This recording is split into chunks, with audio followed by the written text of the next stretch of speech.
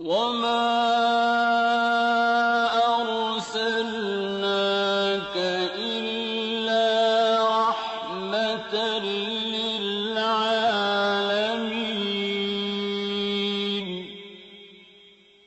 نبی کریم صلی اللہ علیہ وسلم بنی نوع انسان کے لیے اللہ کے آخری نبی ہیں، اور آپ پر نازل ہونے والی کتاب قرآن مجید اللہ تعالی کی آخری کتاب ہے۔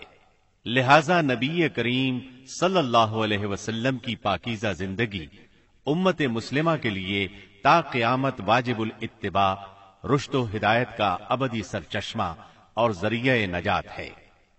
لَقَدْ كَانَ لَكُمْ فِي رَسُولِ اللَّهِ أُسْوَةٌ حَسَنَةٌ۔ یقیناً رسول اللہ کی زندگی تمہارے لیے بہترین نمونہ ہے، لہذا رحمت للعالمین کی سیرت مطہرہ کا مطالعہ ہر مسلمان کی زندگی کا لازمی حصہ قرار پایا۔ مسلمان مردوں، عورتوں اور بچوں کی اسی ضرورت کے پیش نظر نبی رحمت صلی اللہ علیہ وسلم کی سیرت طیبہ پر سیٹ تیار کیا ہے، جس کی تیاری میں قرآن مجید، صحیح احادیث اور مستند سیرت کی کتابوں سے استفادہ کیا گیا ہے۔ اس سیٹ میں سیرت النبی صلی اللہ علیہ وسلم کو مفصل طور پر بیان کیا گیا ہے۔ نبی صلی اللہ علیہ وسلم کی زندگی کے تمام پہلو اور واقعات ترتیب وار انتہائی دلچسپ انداز، خوبصورت آواز اور آسان الفاظ میں بیان کیے گئے ہیں۔ لیجیے سماعت فرمائیے رحمت للعالمین۔ سیرت نبوی کو مکمل طور پر بیان کرنا اس وقت تک ممکن نہیں جب تک اسلام سے پہلے اور بعد کے حالات کا تقابل نہ کیا جائے۔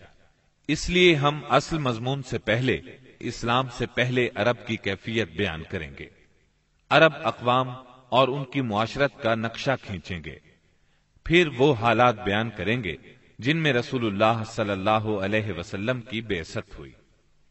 لفظ عرب کے لغوی معنی صحرا اور بے آب و گیاہ زمین کے ہیں۔ عہد قدیم سے یہ لفظ جزیرہ نمائے عرب اور اس میں بسنے والی قوموں پر بولا گیا ہے۔ عرب کے مغرب میں بحر احمر اور جزیرہ نمائے سینا ہے۔ مشرق میں خلیج عرب اور جنوبی عراق کا ایک بڑا حصہ ہے۔ جنوب میں بحر عرب ہے جو در حقیقت بحر ہند کا پھیلاؤ ہے۔ شمال میں ملک شام اور کسی قدر شمالی عراق ہے۔ ان میں سے بعض سرحدوں کے بارے میں اختلاف بھی ہے۔ کل رقبے کا اندازہ 10 لاکھ سے 13 لاکھ مربع میل تک کیا گیا ہے۔ نسلی اعتبار سے مورخین نے عرب اقوام کی 3 قسمیں قرار دی ہیں۔ نمبر 1، عرب بائدہ، یعنی وہ قدیم عرب قبائل اور قومیں جو بالکل ناپید ہو گئیں اور ان کے متعلق ضروری معلومات بھی دستیاب نہیں، مثلا عاد، سمود، تسم، جدیس، عمالقہ وغیرہ۔ نمبر 2، عرب عاربہ، یعنی وہ عرب قبائل جو یعرب بن یشجب بن قحطان کی نسل سے ہیں، انہیں قحطانی عرب کہا جاتا ہے۔ نمبر 3، عرب مستعربہ، یعنی وہ قبائل جو سیدنا اسماعیل علیہ السلام کی نسل سے ہیں، انہیں عدنانی عرب کہا جاتا ہے۔ عرب عاربہ یعنی قحطانی عرب کا اصل گہوارہ ملک یمن تھا۔ یہیں ان کے خاندان اور قبیلے مختلف شاخوں میں پھوٹے، پھیلے اور بڑھے۔ ان میں سے 2 قبیلوں نے بہت شہرت حاصل کی۔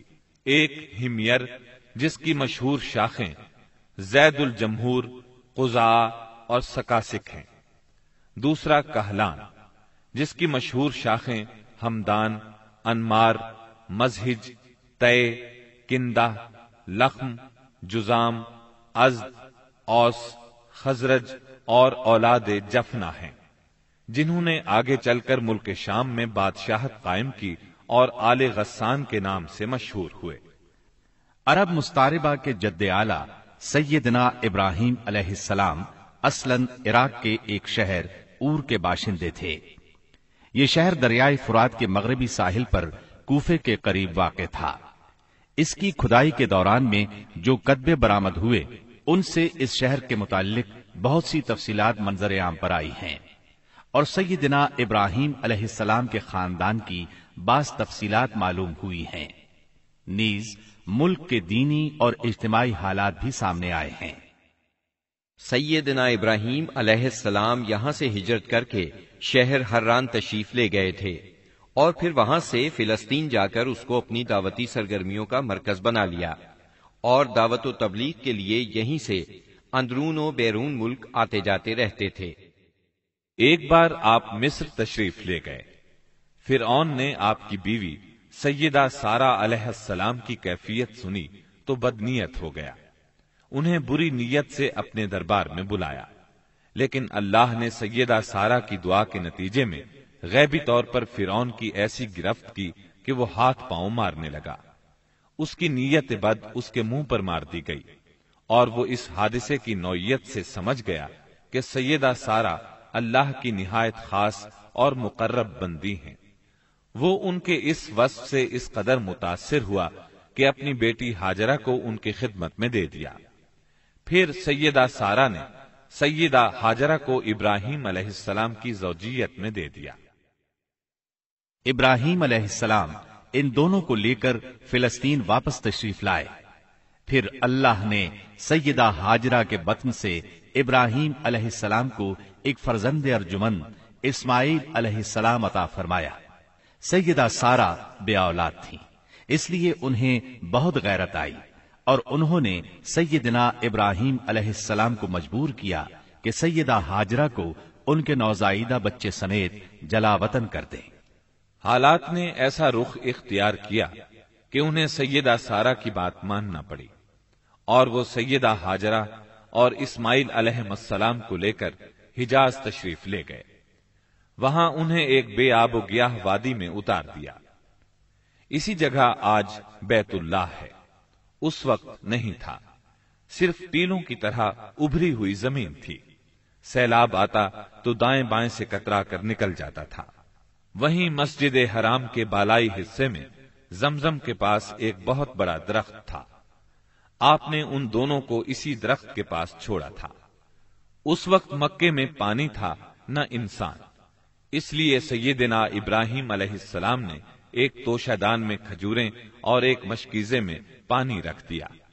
اس کے بعد فلسطین واپس چلے گئے۔ ادھر چند ہی دن میں کھجوریں اور پانی ختم ہو گیا۔ سخت مشکل پیش آئی، مگر اس مشکل وقت میں اللہ کے فضل سے زمزم کا چشمہ پھوٹ پڑا اور ان کے لیے خوراک کا سامان بن گیا۔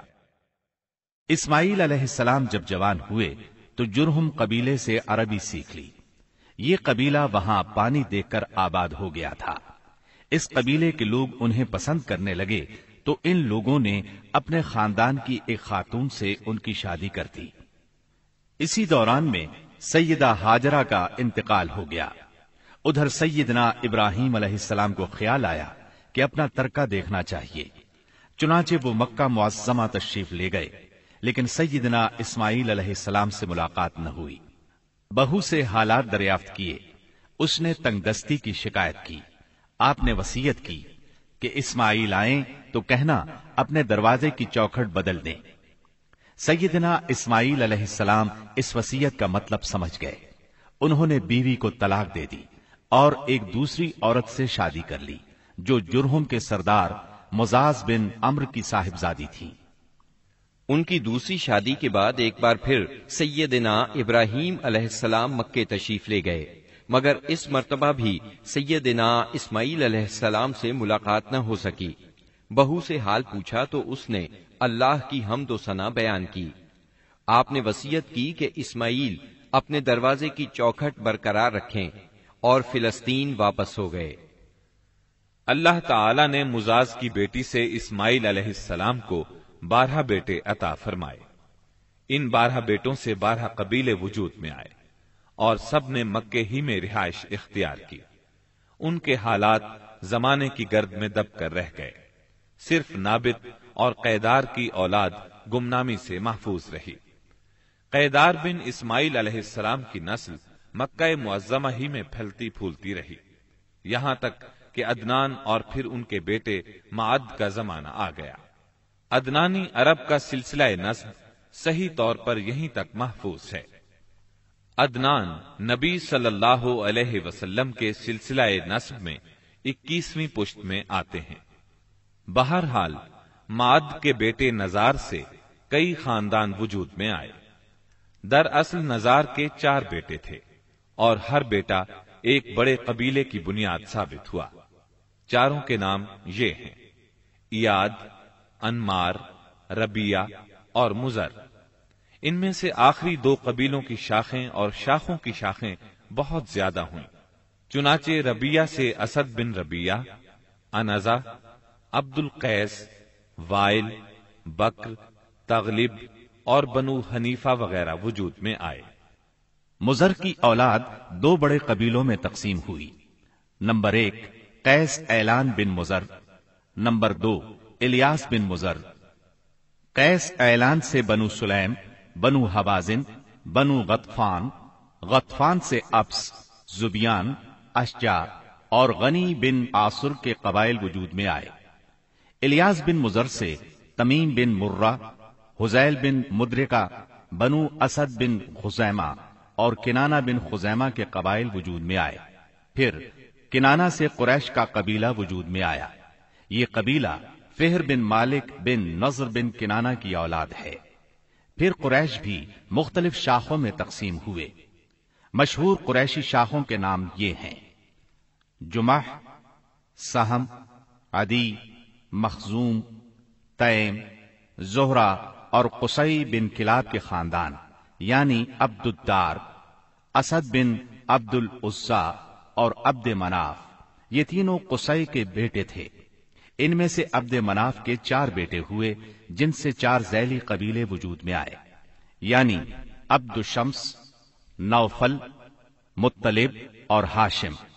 انہی ہاشم کی نسل سے اللہ نے ہمارے نبی کریم صلی اللہ علیہ وسلم کا انتخاب فرمایا۔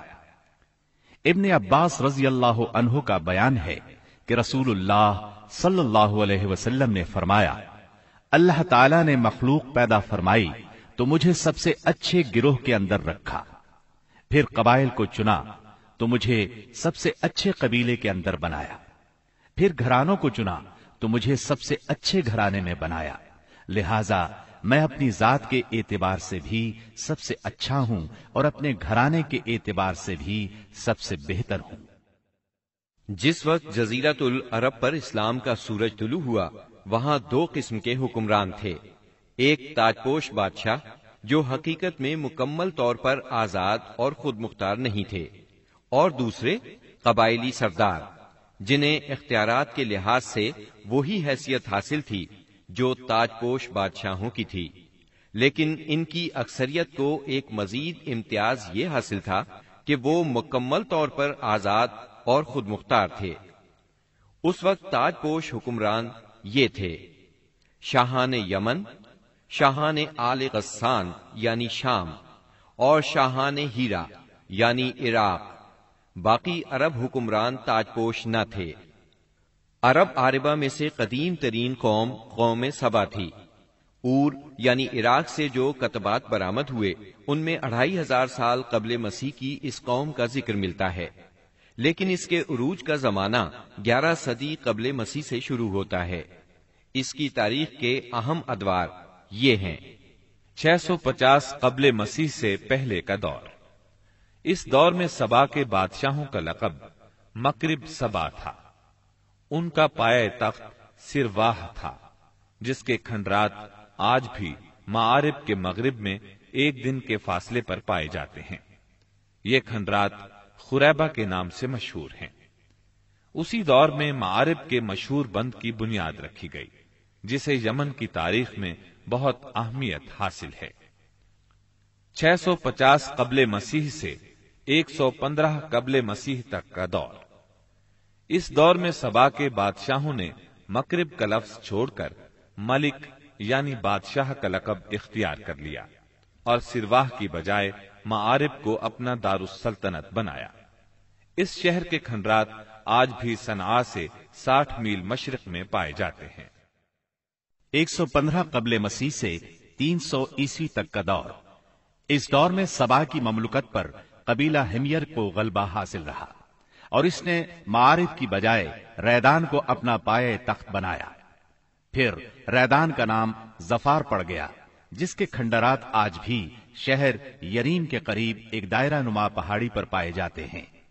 اسی دور میں قوم سبا کا زوال شروع ہوا۔